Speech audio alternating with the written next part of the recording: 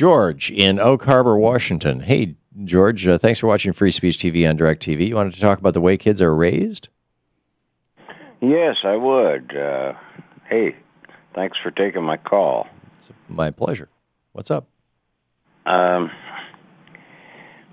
like I say, I'm 77 years old. Mm-hmm. I've raised 3 children, and I've been prevented. Nowadays, since the 70s and 80s, the parents have been prevented from raising their children by the laws, the different laws that they have to abide by. They can get thrown in jail if they spank their child. I mean, I think that's the big reason. So you think that beating kids is a good way to raise them? No, I don't think that beating kids is a good way to raise kids, but I think the privilege should be there, the threat of being beat. Why? To make them toe the mark. So you want to teach children that the threat of physical violence is the best way to motivate a person to be good.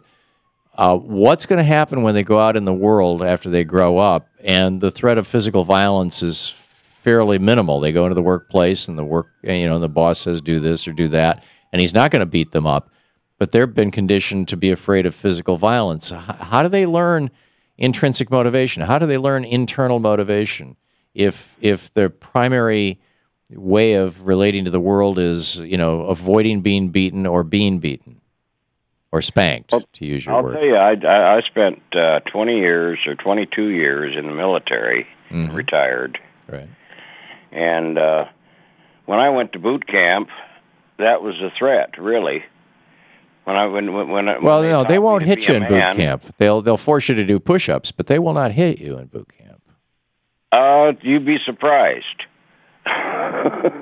My understanding is that if a DI does physically assault somebody, that's assault. Have you ever been in the military? No, not for all practical purposes. No.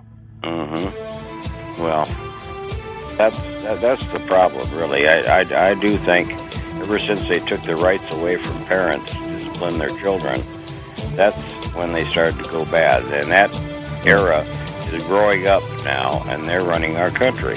Yeah. Okay. Well, George, respectfully, I disagree with you, but I know that you represent the perspective of a lot of Americans. So thank you for the call, and thanks for being candid with us.